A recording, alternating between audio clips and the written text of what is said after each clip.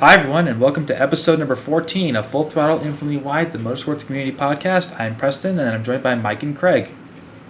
Yo. Hello. So, it's another time where instead of recording Monday night, we're recording on Tuesday night. And in this episode, we'll be talking about the NASCAR Craftsman Truck Series race at Dover. We'll be talking about the 24 hours of Nurburgring. We'll be talking about the NASCAR Valley Auto Parts Series race at Dover, the ARCA race at Toledo, and finally the NASCAR All-Star race at Dover. And then we also got some sad news in the world of racing to share. Although we can also talk about the recent NASCAR Hall of Fame inductees, if you guys want to do that. Sure thing. We'll save that for the end of the episode. So let's get into the Craftsman Truck Series race, and this will probably come as a surprise to probably nobody, but the winner was Kyle Busch, who led 147 out of 200 laps. Not that there's anything wrong with that, Kyle Busch is an amazing driver, we all know this. And we had 6 trucks retire from the race, and from what a buddy of ours said, Natalie Decker retired due to a panic attack. Is that right? Yeah, I heard about that. Yeah, all the emotions just got into your mindset after just a horrible, the start out first to come back to the series after what you did at Daytona, now into Dover. You have to pass those fears and keep on trucking literally on the track. You need to press through. Yep. And she also, press her fears. Yeah. Also, I made a mistake. It's actually 7 trucks that retired, not 6. My bad. Daniel Hamrick was behind the truck of Clint Boyer, who DNF'd on lap 181. It looks like, or 182. It says he completed 181 laps out of 200. So, yeah.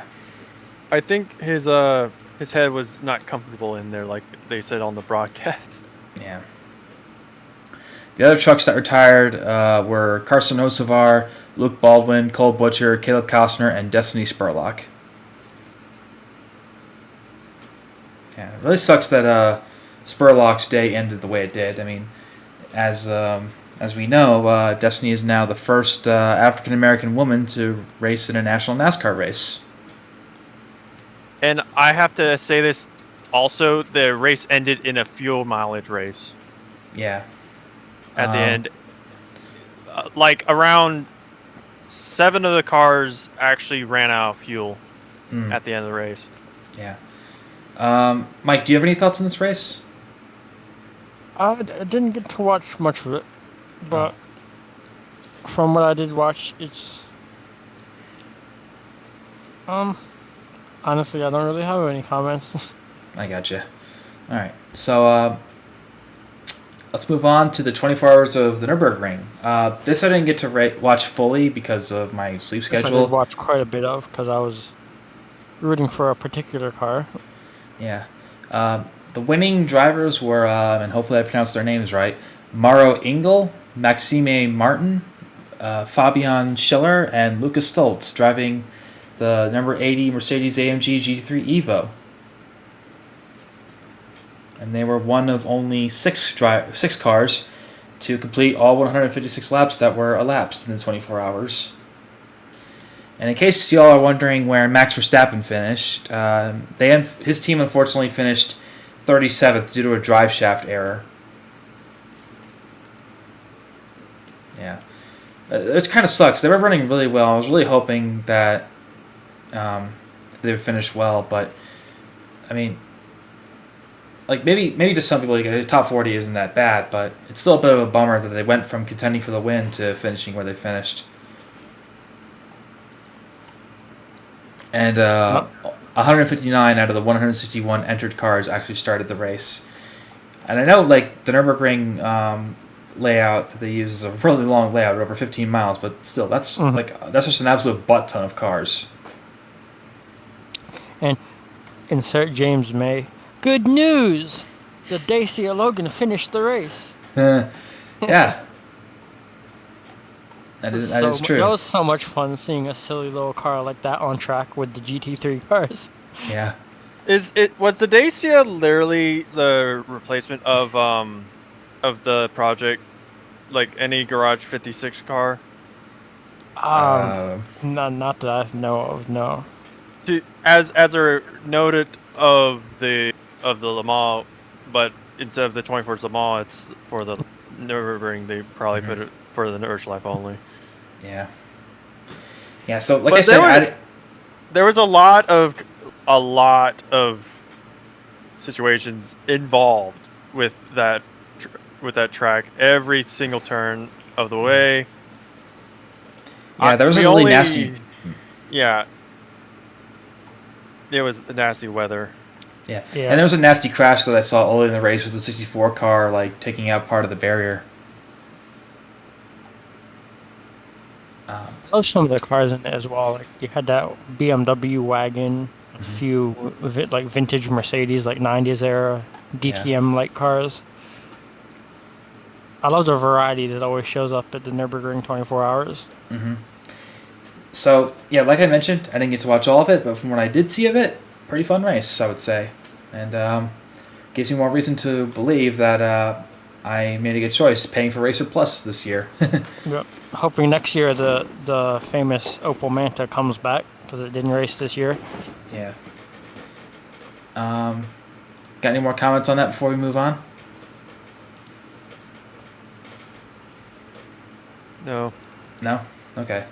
So next up is a race that I unfortunately didn't get to watch because I was at a friend's graduation party, but I did see a little bit of highlights. The NASCAR Rally Auto Parts Series race at Dover, and the winner was Corey Day, who, if I remember correctly, made a really good pass on the outside while Justin Allgaier was behind a lapped car. Following the footsteps of his protege, while he is literally on the pit stand. Yeah. So 7 drivers DNF from this race, those being Taylor Gray, David Starr, Blaine Perkins, Logan Bearden, LeVar Scott, Jeb Burton, and Parker Retzlaff. And you said, Craig, you said that you and your dad watched the last 20 laps? It was a good finish, but I was sad to see that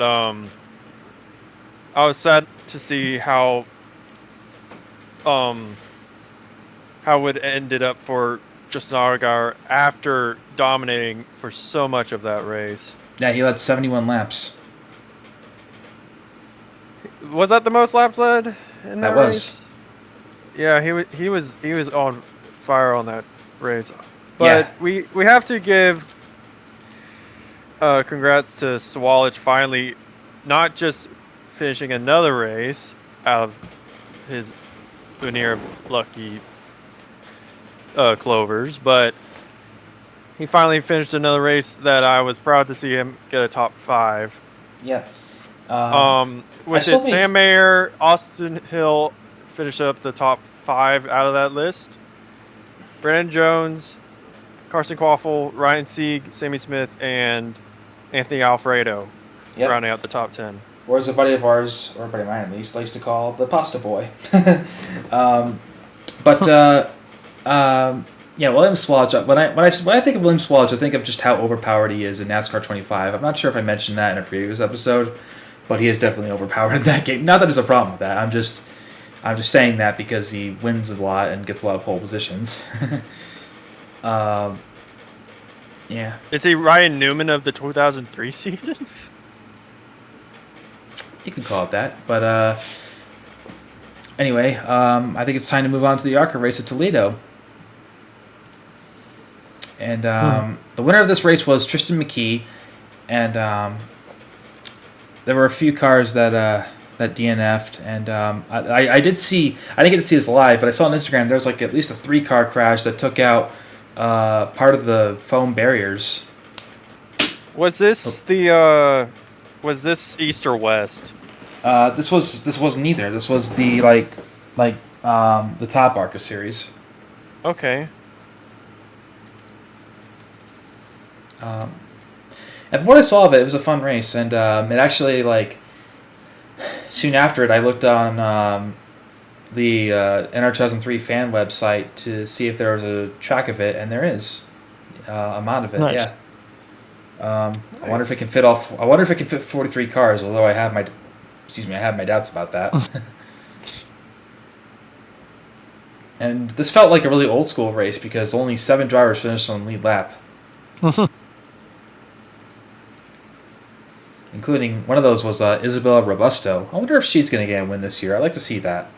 I hope so. It'd be nice to see. Yeah. So with that out of the way, let's get into the All-Star race, which Denny Hamlin absolutely dominated, leading 103 laps.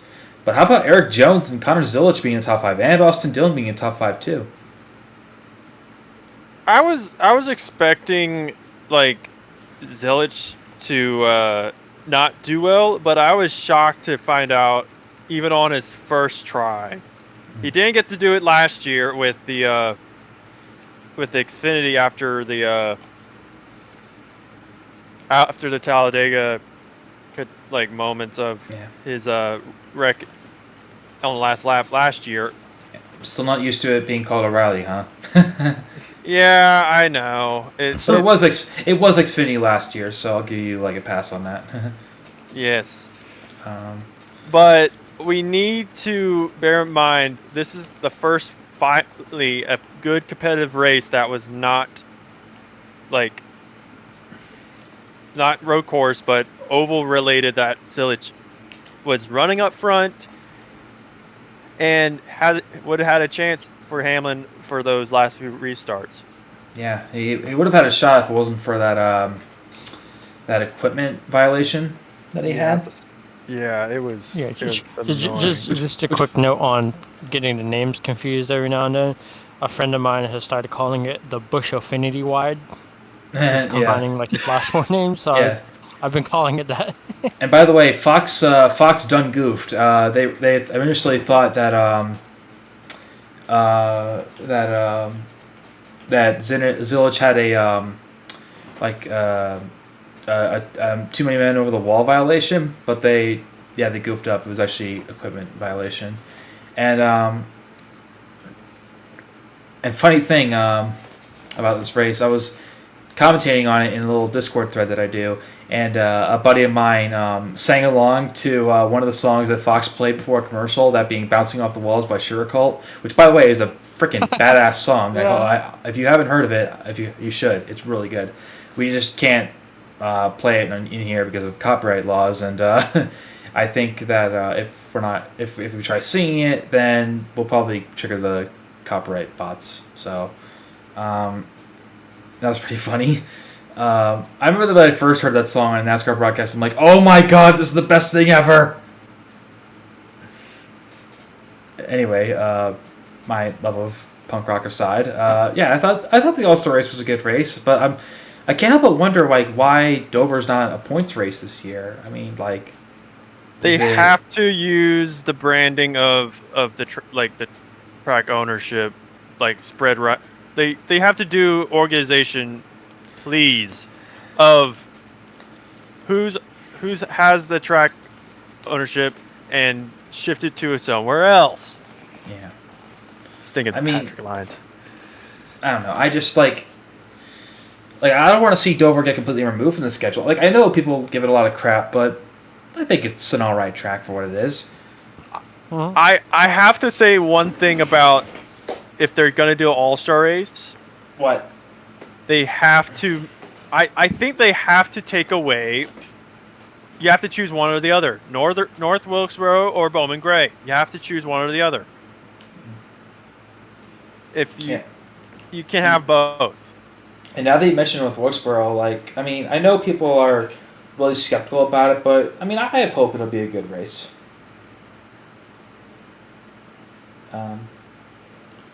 But whether it will be, we won't find out. Whether it will be or not, we won't find out until the race actually happens. So, you guys get any more comments on the All-Star race before we move on? No. What is with all those It went all up in flames. What did?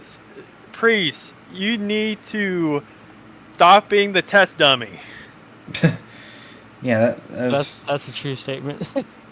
Yeah.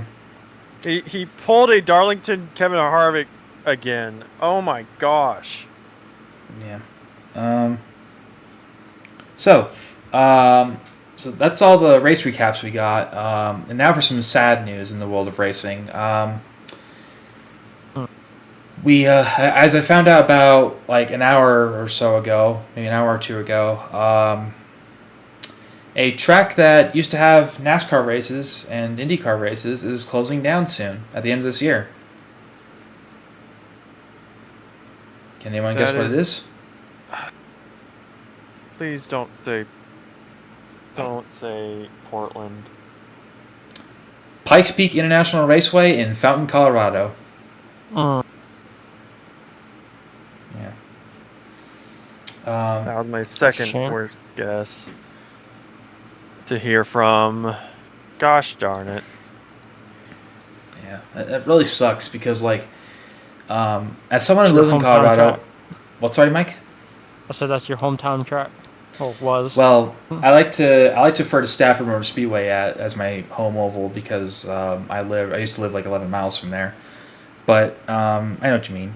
But yeah, it really sucks to see this go because I've been hoping for like when the track was sold to their current owners, there was a clause in the contract that prohibited professional racing. I still don't understand why, because like I think it would have been cool for us, like an organization like NASCAR, IndyCar, or both, to revisit that oval. Because I mean, not that I've seen races at it live, but it just looks really cool, and I really like racing on it in video games like IndyCar Series 2005, for example. I know it was in Also, Tucker Race. a lot of the NASCAR races from like late 90s through the early 2000s there were great shows. Yeah. I think they said in their Facebook post that they're moving to a new location, but I don't know all the details about it. But you know, it was fun while it lasted, right? Mm-hmm. Yeah. So thank you for the memories, Pikes Peak International Raceway. So now let's move on to some brighter news. The 2027 NASCAR Hall of Fame class was announced today. I think we need to have what they did for Jimmy Johnson and Chad Knaus a few years ago. Was it last year or a few years ago? They need to have Richard Childress walk in and Tony Stewart to walk in. So anyway, the inductees and Kim Harvick. Sorry, I forgot to say that. Yeah, the inductees are Jeff Burton, Kevin Harvick, Larry Phillips, and the recipient of the Landmark Award for Outstanding Contributions to NASCAR is Lisa France Kennedy. It's Lisa with an E instead of an I. I mean, hopefully I pronounced that right, but if I didn't, then oops. But a lot of people are upset about Greg Biffle, the late Greg Biffle, not being in. But hey, maybe next year, right? I thought he was already in the Hall of Fame. No, he was not. I think next year will be the year he will be inducted. It's an automatic him into. Yeah, it's obviously given at this point. Yeah. Well, yeah, pretty cool class, I would say, and I'm curious as to what the next class will be like. Yep.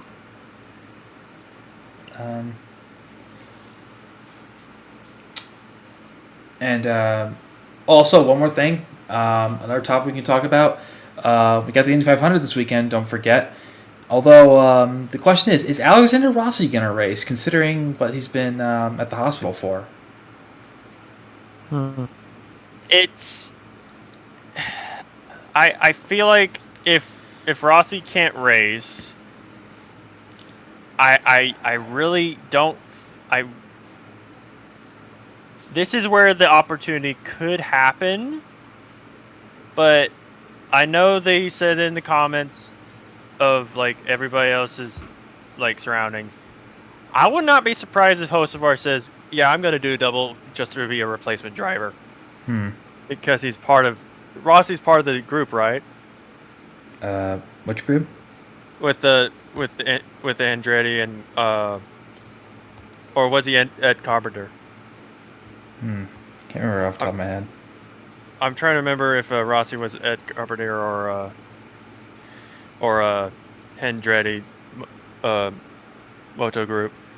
Yeah. But they said the conveniency of maybe Hostbar Racing as maybe a replacement, but I don't know how well Leg will do currently as the only doubler. Oh, we'll find out. And she's the first woman to attempt the double, which is pretty cool in my opinion. Mm-hmm. Why didn't Danica do it? It was right there. I know. So yeah, it's a good week. It's a really fun weekend of racing coming up. Indy 500, the Coke 600. And instead of the F1 Monaco Grand Prix on the same day, it's the one in Canada, right? That is weird, really weird. Yeah, but it's not the end of the world. It's just something different. So yeah, I think we've pretty much covered everything we could talk about tonight, right? Mm-hmm. Yeah, and we did it in just over 21 minutes. So thank you all for listening to the 14th episode of this podcast, and we'll see you in the next one.